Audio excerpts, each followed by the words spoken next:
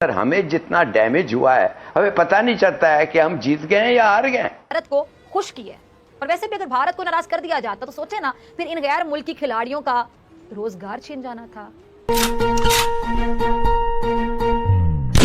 से आया है सोना, कहां से आया है और कहां था, और आखिर आप सोच रहे होंगे भारत का सोना गया क्यों। एक बहुत बड़ी खबर इंडिया से आ रही है। इंडिया से एक बहुत बड़ी खबर आ रही है, माय गॉड। और वो खबर ये है कि इंडिया ने अपना 100 ton gold, 100 ton gold UK से वापस तोबा तोबा तोबा, खुदा मुझे माफ करे, लाने का फैसला। सोने की मार्केट में एक बड़ी और हैरानकुन तब्दीली देखने को मिली है, अफराद को हैरत में डाल दिया है। अब हालिया दिनों में दरअसल आरबीआई ने वित्त वर्ष 2024 से 25 के आखिर तक 100.32 मीट्रिक टन सोना विदेशों की तिजोरियों से भारत वापस मंगवाया है। ने अमरीकी नाराजगी और मुमकिन अमरीकी पाबंदियों की परवाह किए बगैर रूस से दिफाई सिस्टम खरीद लिया था। आपने सबसे पहले घबराना नहीं है।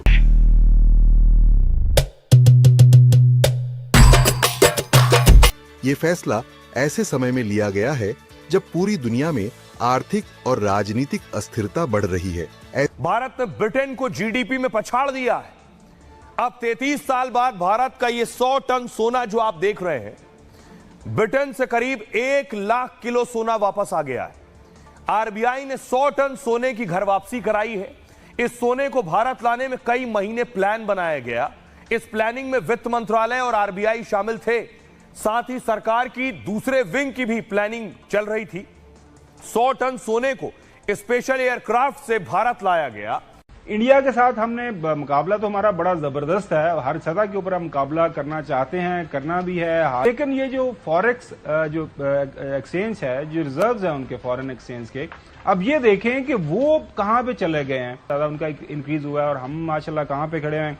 हमारे जो पास का तमाम जो है हमने कोई अदाद शुमार इकट्ठे किए नाज़रीन, वो आपके सामने रख देते हैं। अमित शाह तो एक तरफ मजलूम कश्मीरियों पर जिंदा रहा है और दूसरी तरफ जो वो नरेंद्र मोदी है उसके इशारों पे नाचते हुए कहता है कि कश्मीर हमारा है। तुम्हें कब से क्या, यानी मुनाफिकत की अगर आपने इंतहा देखनी है ना, तो मोदी और उसके चेले अमित शाह को देख लें, इनको सुन लें।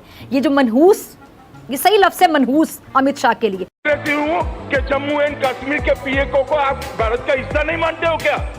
एग्रेसिव ना हो, जान दे देंगे इसके लिए। क्या बात कर रहे हो आप? एग्रेसिव होने की क्या बात कर रहे हो?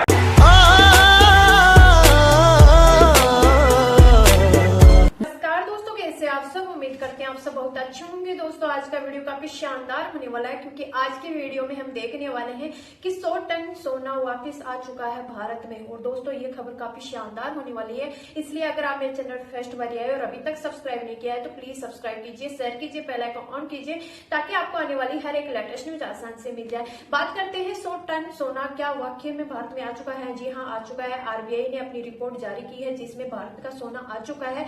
दोस्तों जिन अंग्रेजों ने और जिन मुगलों ने भारत को लूटा था, आज उन्हीं अंग्रेजों ने भारत को ये सोना लौटाया और रातों रात भारत में ये सोना आया है। दोस्तों भारत ने एक दिन भारत की ऐसी स्थिति थी कि भारत को सोना गिरवी रखना पड़ा था, लेकिन आज भारत उस जगह पहुंच चुका है कि आज वही जो अंग्रेज और जो मुगल थे लूट के ले गए थे, आज वही अंग्रेज और मुगल हमारे देश में वापस लौटा रहे हैं सोना। तो दोस्तों संकट और मंदी की आशंका तेज और ठीक इसी समय आरबीआई ने उठाया ऐसा कदम जो देश की आर्थिक सुरक्षा को एक नए स्तर पर ले गया है। 100 टन से ज्यादा सोना विदेशों से भारत वापस मंगवाया गया है। आखिर क्यों? क्या कोई बड़ा खतरा मंडरा रहा है, या ये कदम आम जनता को राहत देने के लिए उठाया गया है? आरबीआई के इस फैसले से आम जनता को आखिर क्या मिलेगा, आइए समझते हैं। दरअसल आरबीआई ने वित्त वर्ष 2024 से 25 के आखिर तक 100.32 मीट्रिक टन सोना विदेशों की तिजोरियों से भारत वापस मंगवाया है।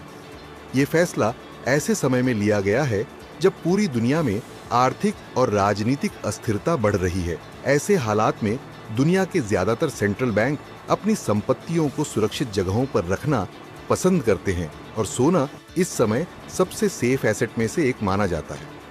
मनी कंट्रोल की रिपोर्ट के मुताबिक आरबीआई ने भी इसी रणनीति के तहत भारत में फिजिकल गोल्ड रिजर्व बढ़ाई है, ताकि जरूरत पड़ने पर घरेलू बाजार में सोने की कीमतों को कंट्रोल किया जा सके। आरबीआई के इस फैसले के बाद देश में कुल फिजिकल गोल्ड होल्डिंग बढ़कर 200.06 मीट्रिक टन हो गई है। आंकड़ों की माने तो 31 मार्च 2025 तक भारतीय रिजर्व बैंक के पास कुल 879.58 मीट्रिक टन सोना मौजूद था। पिछले साल यानी 31 मार्च 2024 को यह आंकड़ा 822.10 मीट्रिक टन था, यानी एक साल में 57.48 मीट्रिक टन का इजाफा हुआ है। इसमें से 311.38 मीट्रिक टन सोना आरबीआई के इशू डिपार्टमेंट के पास दर्ज है, जो पिछले साल 308.03 मीट्रिक टन था, जबकि बाकी 568.20 मीट्रिक टन बैंकिंग डिपार्टमेंट के एसेट के तौर पर दर्ज है, जो पिछले साल 514.07 मीट्रिक टन था। आरबीआई ने जो 100.32 मीट्रिक टन सोना भारत वापस मंगवाया, उसके बाद देश के अंदर रखा गया कुल फिजिकल गोल्ड बढ़कर गोल्ड मौजूद है। इंडिया को वैसे तो भारत को सोने की चिड़िया कहा जाता है।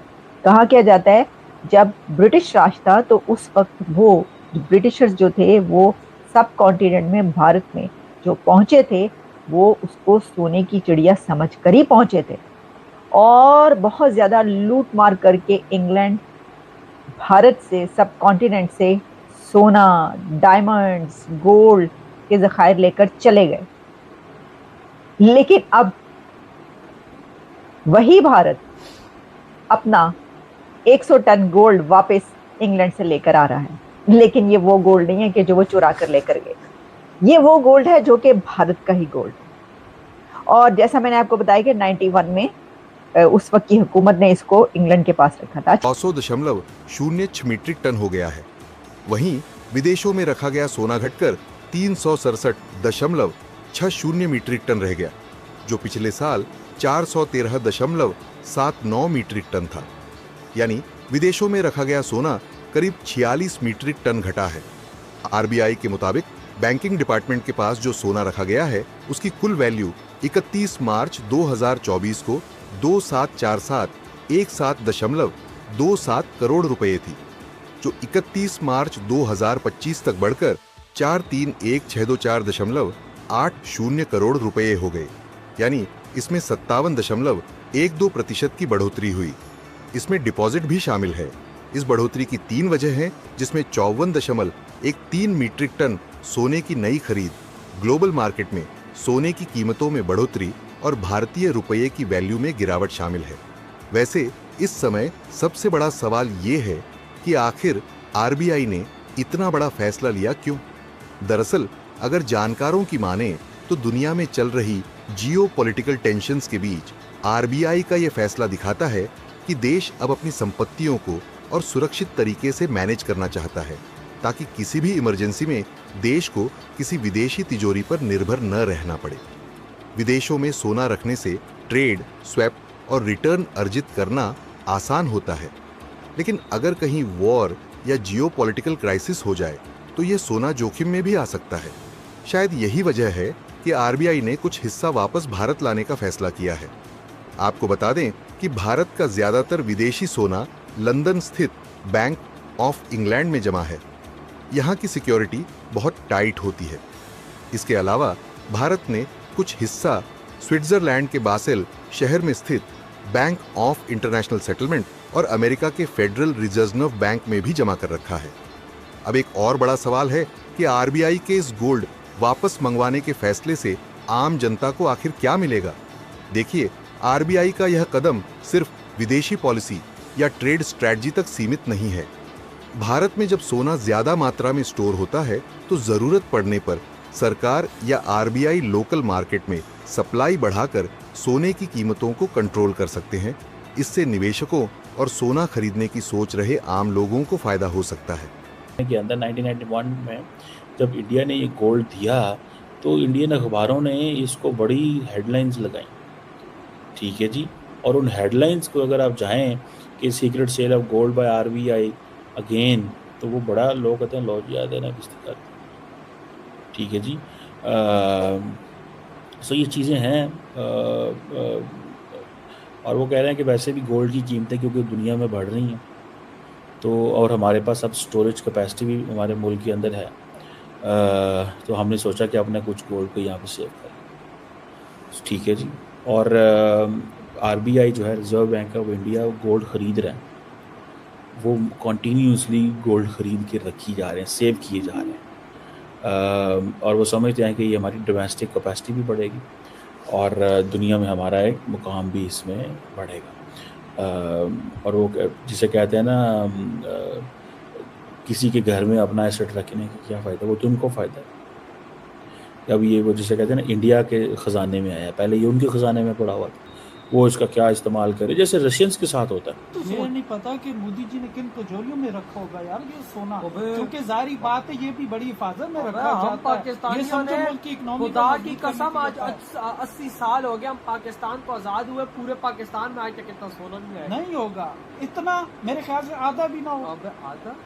आधे का आधा भी ना हो भाई। हमारे आज तक रिजर्व में $25 बिलियन इकट्ठे हुए, तो सोना और अभी 3 बिलियन सिर्फ है, सिर्फ 3 बिलियन है, वो भी इधर उधर का है। तो सोच, सिर्फ इंडिया के पास जो 71 बिलियन का सोना है, उससे श्रीलंका, नेपाल, भूटान, पाकिस्तान का पूरा कर्जा उतरता ही तकरीबन, मतलब जो मेन कर्जा है ना पाकिस्तान के, वो उतर जाता है। लेकिन इन्होंने फिर भीख मांगी है।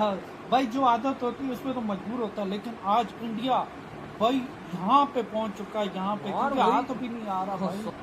सो गाइस, आपको मेरा रिएक्शन वीडियो कैसा लगा? अगर अच्छा लगा है तो प्लीज सब्सक्राइब कीजिए, शेयर कीजिए, बेल आइकन ऑन कीजिए, ताकि आपको आने वाली हर एक लेटेस्ट न्यूज आसान से मिल जाए।